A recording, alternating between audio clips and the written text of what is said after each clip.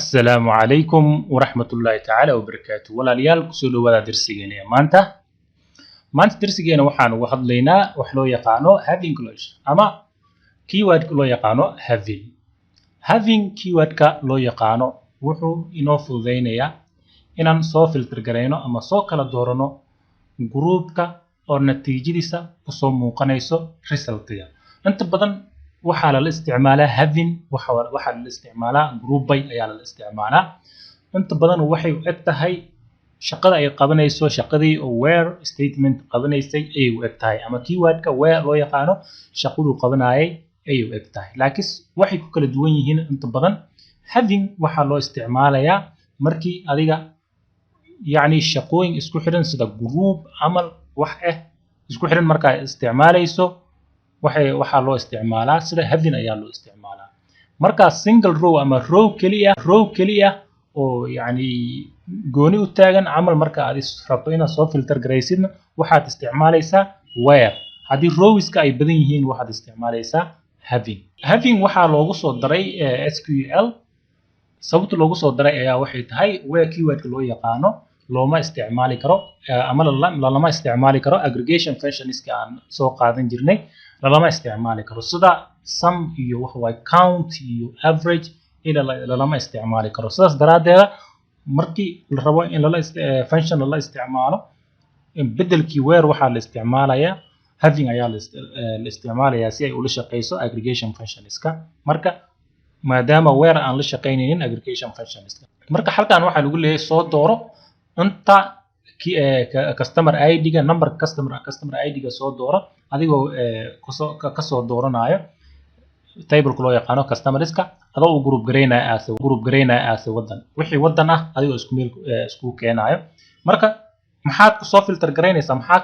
ka soo kala dooranaysaa waxaad leedahay customer ID da waxaad leedahay as customer ID u soo dooro wadanka ka badan yani 5 tusaale wadan walba shaqaalo ama shaqaalahan ku dhinaca customers ka soo jeedo 5 customer 3 customer 4 7 ilaa 10 customer marka waxaan rabnaa inaan soo doorano customerska wadan walba oo customerskiisa ka sareeyaan 5 ayaan rabnaa inaan soo doorano qaabkan ayaan soo dooranaa waxaa leedahay having marka waxaa leedahay soo xisaabi customer ID da oo customerska oo wadamada soo kala jeedo oo ka sareeyaan 5 qof marka wadankii oo 5 qof ka hooseeyo lama soo dooranayo waa laga soo tagayaa wadankii oo 5 qof iyo ka badan customers ah meesh ku leh ayaa la soo dooranaya marka bjadmin4 keena marka halkan waxaynu leenahay marka ugu horeyso waxaan soo dooranaynaa select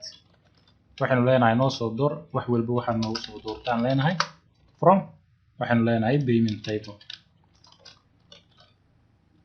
ayaanu leenahay halkan marka saa ujeedid payment table wuxuu leeyahay intaan column ayuu leeyahay ka payment ID customer ID staff ID intaas ayuu leeyahay marka halkan marka waxaynu leenahay waxaan isticmaalaynaa qaabkan anigoo isticmaalayna waxaynu leenahay waxaan dhahnay halkan soo dooro waxaan dhahnay customer waxaan payment ayaan soo doornay tableka payment information kiis ayaa midkaan meesha ujeedin then halkan marka waxaynu leenahay soo dooro select waxaanu leenahay soo dooro customer ID soo dooro waxaanu leenahay some amount waxaan isticmaalaynaa columnka loo yaqaano amountiga customer ID ga soo dooro ayaan leenahay iyo some amountiga iyo amounti isku geentooda soo dooro then waxaad ku soo doorataa leenahay payment ku soo dooro marka halkan maxaynu leenahay group by adigoo isku keenayo ayaynu leenahay ama isku raacinayo qaabka kaas ee customer ID adigoo isku raacinayo soo dooro ayaynu leenahay customer ID isku soo raaci ayaynu leenahay halkan marka waxaan rabnaa in isticmaalno having oo muhiimadeena ay tahay ayaan rabnaa in la isticmaalno marka waxaynu leenahay kuwaas oo haysto isku geynta ayaad leedahay marka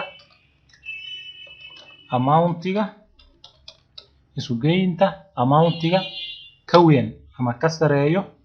greater ayaad isticmaalaysaa 100 ayaad leedahay marka halkan maxaan ula jeednaa soo dooro customer ID soo dooro iyo isku keenta amountiga waxaad ka soo doorataa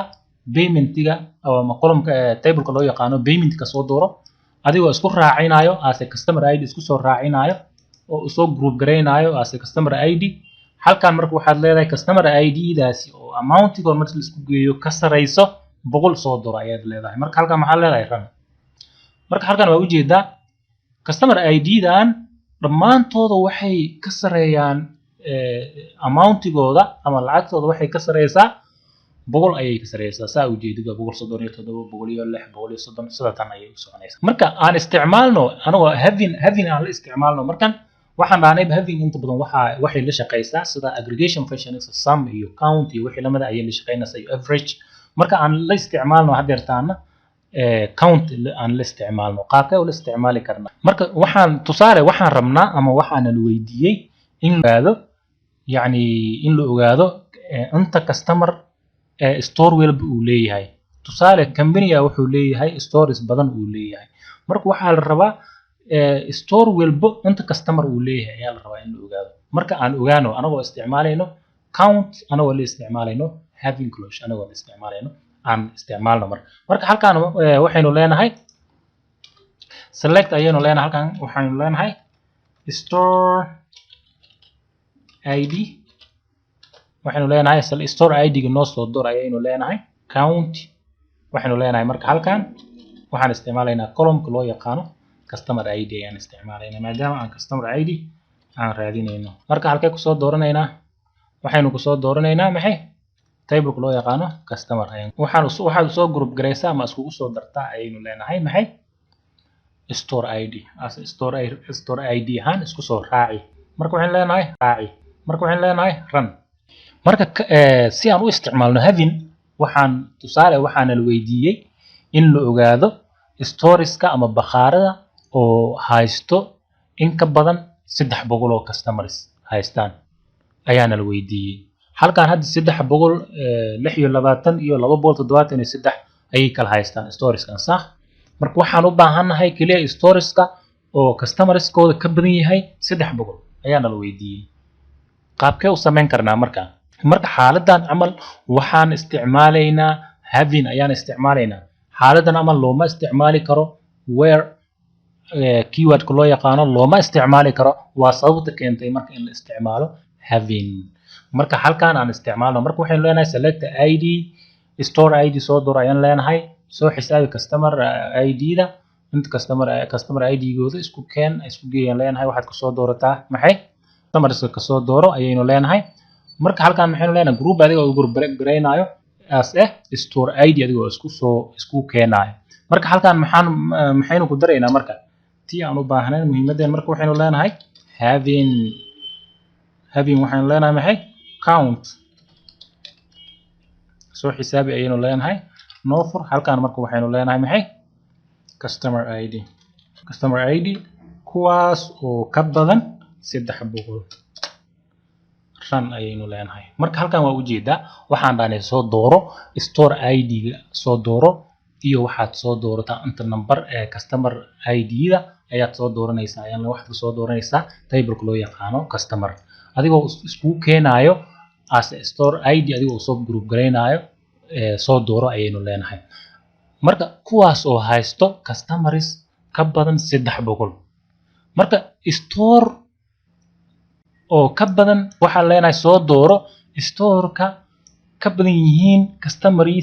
customerskiisa 300 waa intaas muhiimada marka waxaynu leenahay run halkaan marka waa u jeeda waxaa noo soo baxay hal store ayaa ka badan customerskiisa 300 marka haddii tan cagsi waan isticmaali karnaa oo waxaan leenahay less than ayaan isticmaali karnaa run waa u jeeda haddii aan dhahno customer store oo customerskiisa ka yar yihiin 300 hadaan dhahdo waxa ku soo baxay 273 customers ayuu leeyahay store-kan marka sidatan waa u isticmaali kartaa halkaan marka meesha aan customer ID aan isticmaalnay haddaan isticmaalno ka waran asterisk ama xidig haddaan isticmaalno ka waran asterisk aan isticmaalnay run isla natiijadii ayay noo soo celisay marka tan muhiimadda waxa waaye countiga si aad u faahfaahiso oo qofkii arkab hore ugu fahmo customer ID customer ID waad gelin kartaa laakiin haddaadan gelin asterisk isticmaashidna waa isku meeshay labadaba waa isticmaali kartaa marka darsigeena maanta wuxuu ku koobnaay qaabka loo isticmaalayo having iyo muhiimadda keentay in la isticmaalo marka aad u mahadsantihiin intaan diya assalaamu calaykum waraxmatullaahi tacaala wabarakaatuh